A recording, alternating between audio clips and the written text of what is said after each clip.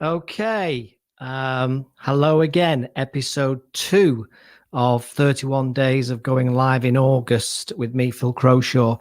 So it's now Sunday, obviously, and I'm just doing the second of these. I did this first one yesterday, which probably went on a bit longer than I expected. So I'm going to make this one a short one today, particularly because there's a paella with my name on it heading my way very soon. So anyway, this is episode 2, and I'll see you in a minute. I want to be there and baby dance the night away. I let my head down if I want. Don't you just get tired chasing fame and being pretty all the time? Doesn't sound like fun. You can do better. Let me show you what a good time looks like. You can do better. You can do better. Let me show you what a good time looks like. You can do better. I dare you to be wilder.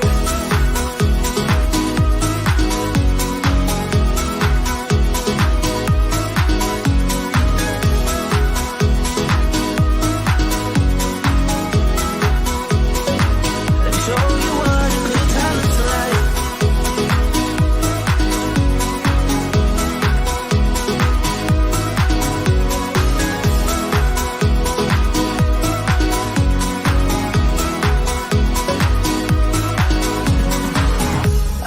To be silly, baby, dance the night away. I'll kick my shoes off if I want. Let yourself be free and maybe you will find that there is more to life than being pretty. Honey, let's just face it. Baby, let your head down, be a little wilder. Baby, kick your shoes off, you don't have to hide it. Baby, let your head down, be a little wilder. Baby, kick your shoes off, don't hide it. I don't fit into your parts, beauty queens without no flaws. You can do better, I dare you to be wilder.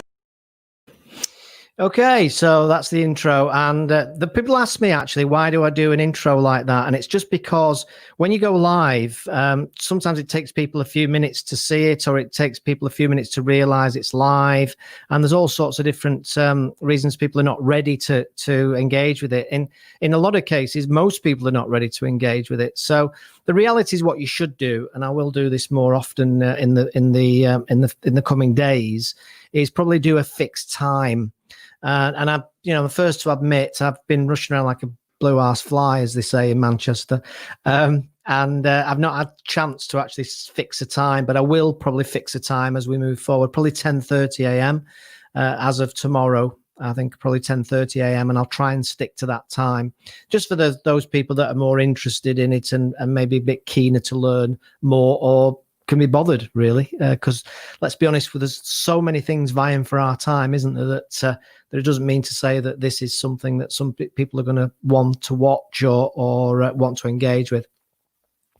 Okay, so like I say, quick one this time, today being a Sunday.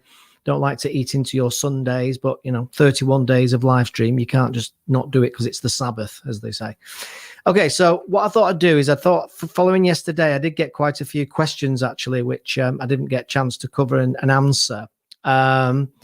So I'm just going to run through these as a questions and answers session, which might be helpful to some people. If you're watching this as somebody who's not watching it live and seeing it as a recorded, then of course you won't be able to ask the questions. But if you do want to ask questions, then please do. I can see them on my screen if they come up. So the first one, which I get asked, is, should I do a podcast or should I do a video podcast? And the simple answer to this is yes. There are a number of phobias which I'll talk about when I do various coaching sessions and training sessions around live streaming and video broadcasts and such like. And there are 5 key areas, 5 key fears, which I'll go into in more detail in a future episode. But suffice to say that a number of these fears are going to be all fighting to stop you going live or to stop you even doing video.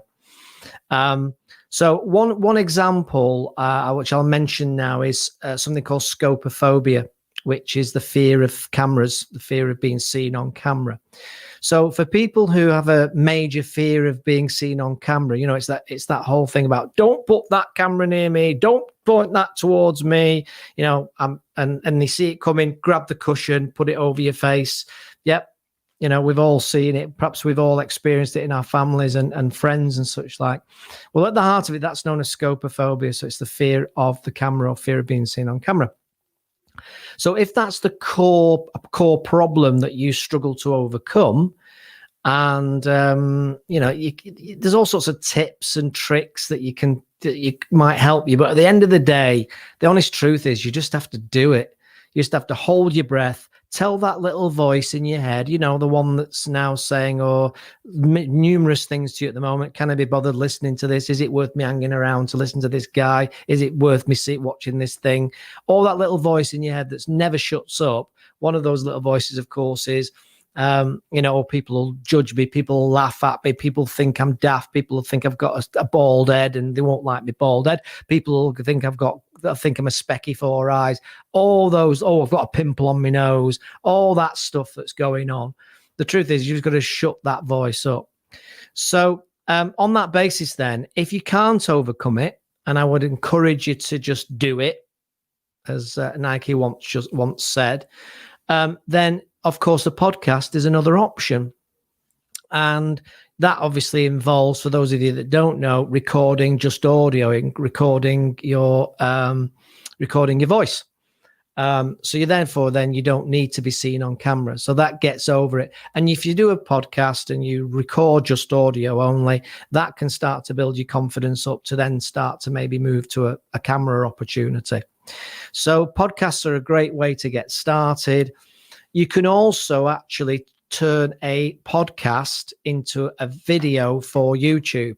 And the way there's numerous ways you can do that, but one of the simplest ways to do it is actually to add an image. You're going to have to be able to have some basic editing skills on editing software, but you only need basic skills. And if you load an image or images, say a picture of yourself, photograph of yourself, and then add the audio, that will then become a video in your editing software. You then export it, and it's actually a video file, usually something called an MPEG-4, which is, you know, gets a little bit complicated, but that's what it is. But what I normally say to people is, if you can, video your podcast, because the great thing about that then is you've got choices, haven't you? Because you've got a video podcast, so you can see. People can see if you prefer, you just strip the audio out of the video podcast, so it's just an audio only podcast. So wherever at all possible, I would say video the podcast if you can. Also, you probably have noticed that I'd sometimes listen to LBC Radio these days, which is an app which is available on online. LBC, I think it's Leading Britain's Conversation, it's called now. I think it used to be about London, but it's not anymore. Lots of debates, very good, interesting debates, especially at the moment, all about coronavirus and the handling of coronavirus and people's various different experiences of it. And I noticed today, I was listening to it today, and I noticed it popped up and gave me the option to actually see the people in the studio. So you can do video podcasts and you can do podcasts, but if you can, do video podcasts, because then you've got the choice of the two. The next question I got was somebody called Sandra, and she was saying, I don't know what to talk about. How do I choose a topic? Well, I think that the answer to this is actually quite straightforward. And I think the answer is, what are you passionate about? Because if you're passionate about something, or you're particularly interested in something, you'll find it a lot easier to talk about it. Pretty obvious. And I know this because I mentioned yesterday that I've interviewed over 550 people on video over the last few years.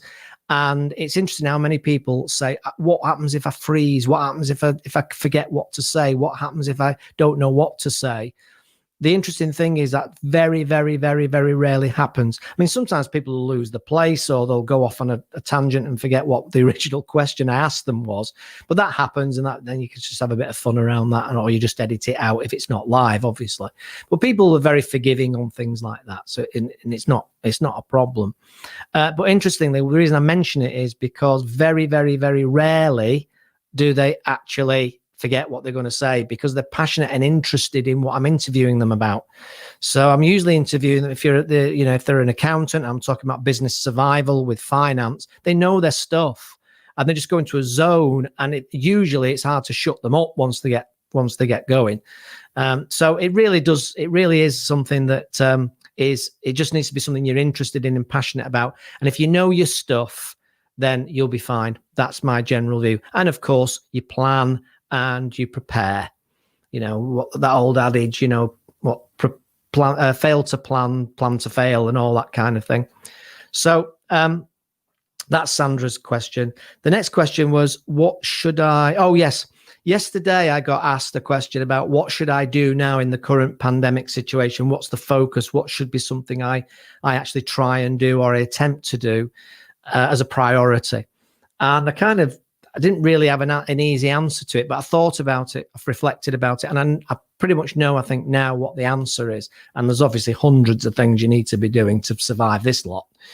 But I would say that probably the one thing you should do is be absolutely certain that you've identified and understood the various help that's available to you as a small business in particular, or as any business. And one of the reasons I mention that is because I've noticed a couple of times I've been speaking to clients and I've mentioned something about a new amount of money that's available, a new grant that's available, administered usually by growth hubs, of which the one in Manchester is called the Manchester Growth Hub. And there are various others of these around the country, and they just didn't know. And I said, well, are you aware of the $5,000 that you can get from the Growth Hub now, potentially for IT investment? No. So there's all sorts of ways. In fact, I won't go into detail for now, but there are clients of mine who are in the process of developing IT and developing technology that's going to allow them to do this adapting, pivoting thing. So it's allow them to do different things in the business model, and they just need the IT development. And you can get that now funded by, in effect, government managed by growth hubs and such like. So the answer to the question, in all honesty, is make sure you understand and know about all the different help that's available out there.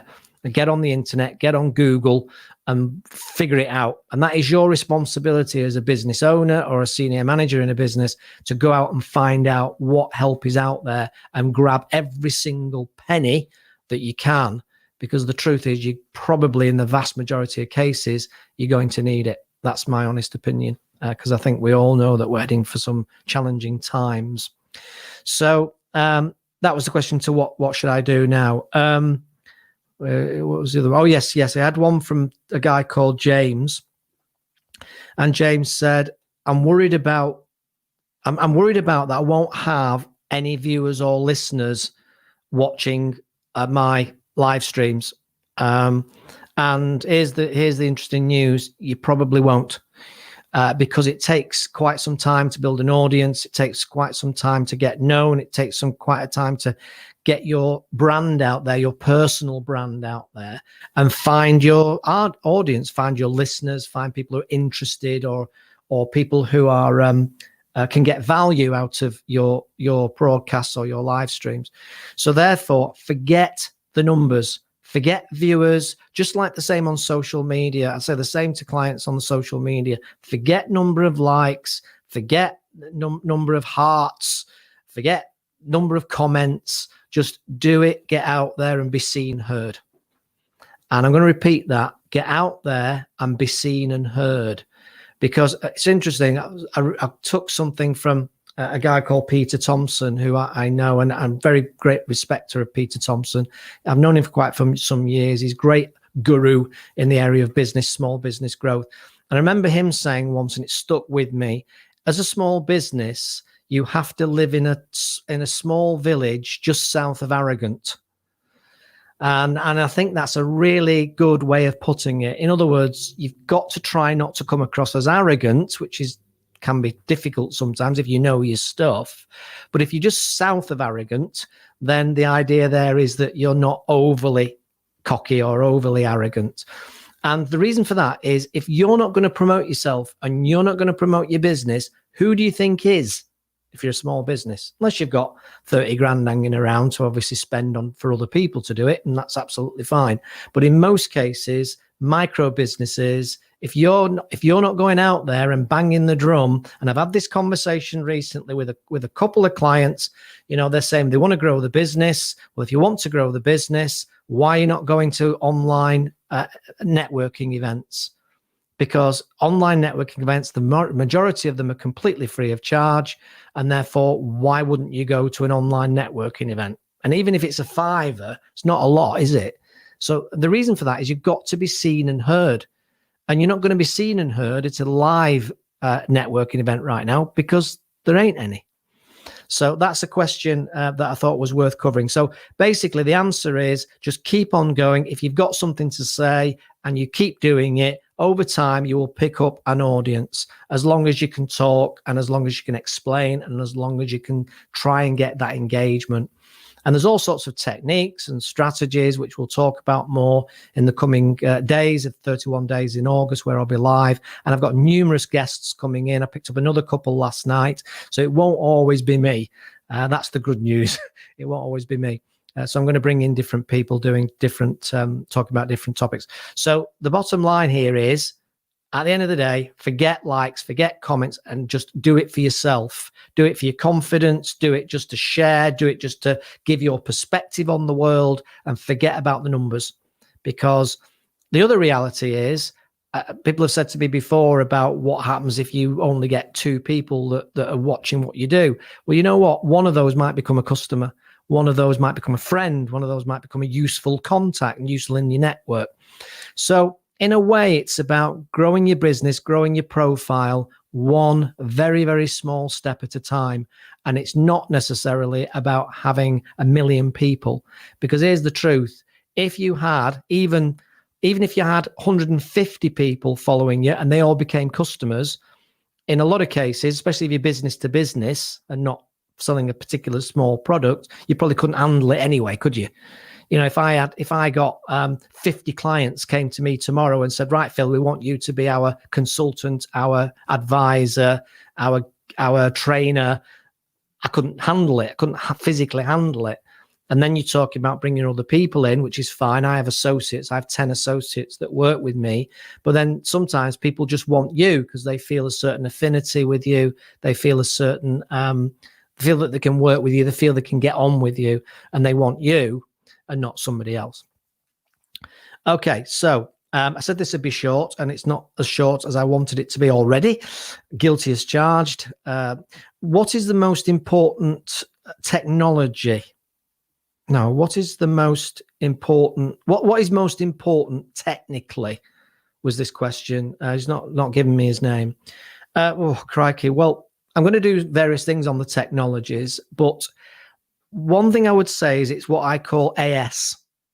And I think the most important part is audio. Or people will forgive poorer video quality. There's getting all technical for a minute. There's 4K, there's 1080p, there's 720p. People will forgive a little bit of grainy quality, but they won't forgive bad audio. If they can't hear you, or there's a big noisy whining sound in the background, then they'll switch off immediately. Now, I'm saying this now, obviously I've got my earphones on, but there might be a big whiny sound right now and I don't know about it. So, but hopefully there isn't. Technically, therefore, audio is really important. So get your microphone right and make sure that it's not noisy. And interestingly, I've lost count of the number of people that since lockdown have been saying, what microphone should I get? Nobody gave a monkey's chuff. Another Mancunian saying, nobody gave a monkey's chuff probably in February, January last year about microphone. But now, of course, everybody is recognizing that Zoom is here to stay, I think, for the foreseeable, and all the other platforms. But in terms of, I say audio first, and the other one is stabilization. Now, at the moment, I don't need stabilization. Well, I do need stabilization, but my camera is obviously still, and my camera is on a tripod, which is absolutely fine. And I'm looking around for my phone, and I've not got my phone. I've left it somewhere. So, but what you find is, if people have got, this is a phone, by the way, very cheap phone. When you've got a phone and you're holding it up, if you're holding it up like that and you're going like that because you've got shaky hands, or you're a bit weak and you can't hold it, or the wind's blowing, so you're going like this, what happens is you get bad stabilization. And because you get bad stabilization, guess what? You find that people get feeling like they're on a roller coaster. And in their head, in their mind, it's moving around all over the place, which can make some people feel absolutely nauseous. So, so stabilization is really important. So if you're going to use a smartphone, and the cameras, of course, on smartphones are fantastic, if you can, get yourself an external microphone to plug into it. And that can be what's called a lavalier mic, which is like the ones that you see where the broadcasters wear and presenters wear, which is these little things here. And you can get those that plug straight into your phone. There's a Smart Lav by Rode, fantastic bit of kit, and get one of those, or a Video Mic Me, that's also by Rode, and that just plugs in there as well.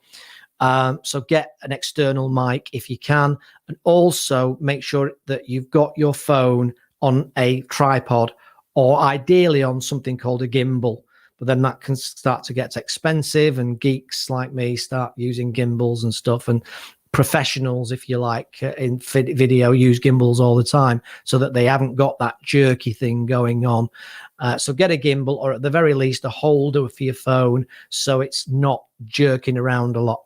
So as I say, AS, audio, and stabilization are the most important. And then obviously camera wise, I said it, people will forgive poor camera, or to a point they will anyway. But camera wise, I would say, if you can, get yourself a webcam. I think I've got one here. If I can find it back here somewhere. Here it is. Yeah. So this is a Logitech 922, and these are fantastic. And these obviously go on the top of your top of your laptop or your computer, and they're facing you, and the quality of these is really superb. So if you can, at the very least, get yourself a webcam. If you want to be particularly geeky and overly geeky, then the answer to that then is to get yourself a DSLR camera, or a professional camera. So at the moment now, I'm using something called a Canon 80D. These are not cheap, but it's because I'm into this stuff. So obviously I get this stuff. The 80D is fantastic. It works really, really well as a webcam, but also it's obviously a video camera and a professional photography camera as well. I've just got something called a Sony ZV-1, which have just come out. And they're absolutely superb as well. They're a lot smaller than the one I'm using at the moment. And I'll do something about the cameras and the tech, a lot more detail in future episodes. Right, okay, what else? Is it easier to vlog? No, sorry, is it easier to do live streams with a guest?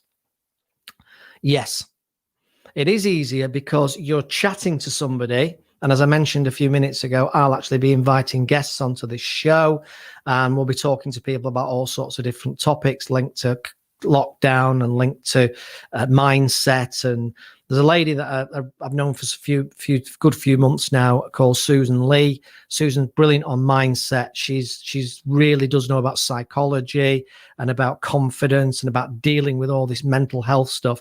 And Susan's going to be on the show, and obviously I'll promote that. But Susan's actually brilliant on that stuff. But anyway, there'll be various guests, and it means that you break up the monotony of just hearing one person. And in all honesty, if you're interested in what they're saying, you end up just having a chat on camera, and it takes away the pressure because you're not the one that's always talking. You don't always have to remember everything. Oh yeah, and there was just one other question, which was what tech do I use? Well, I've just mentioned there, but in very quickly, and I'll do more about this, as I say, in future episodes. I've got the Canon 80D currently as my camera. I've got the Shure SM7B as the microphone. These are professional microphones that are used by on broadcast shows and radio shows and such like. I'm not saying you need all this stuff, by the way, but I was asked obviously what I use. I've got a newer ring light over here, which is like a ring light. You might have seen those, just to light me up a little bit.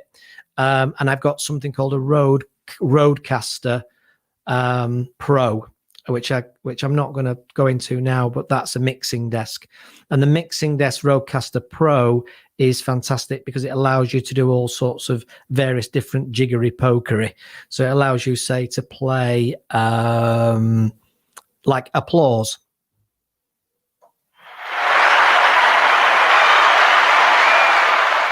So you didn't know I had all these people here, did you? It just looks like a little small studio here in Manchester. And music, you can play music.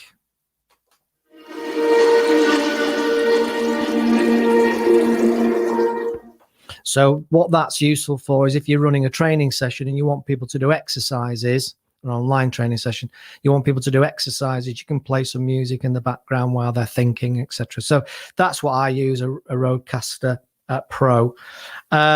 There's all various other things that I use. I use obviously a laptop and various other things. But I think that'll do us for today. Hopefully that's been useful. I think we're on 26 minutes, which is longer than I wanted to do. And this paella will be in the dog at this rate. So hopefully there's a few questions that are answered there for you. Tomorrow, I'm going to start to talk about the A to Z of successful live streaming. So we'll go into a little bit of detail on that. And then later in the week, we're going to have some guests on as well. So I think that'll do us for now. Hopefully you've got some use out of that and some value out of that. If you have been watching this, thank you ever so much for watching it live on a Sunday. I'm sure you've got other things to do. So I do appreciate anybody asking any questions. So do email me or send me questions in the comments in the future. And that hopefully will help you with your live streaming activities. So that'll do for now, and very much hope you enjoy the rest of your weekend now and enjoy your tea. And I will see you and speak to you very soon. So thanks very much indeed, and bye for now.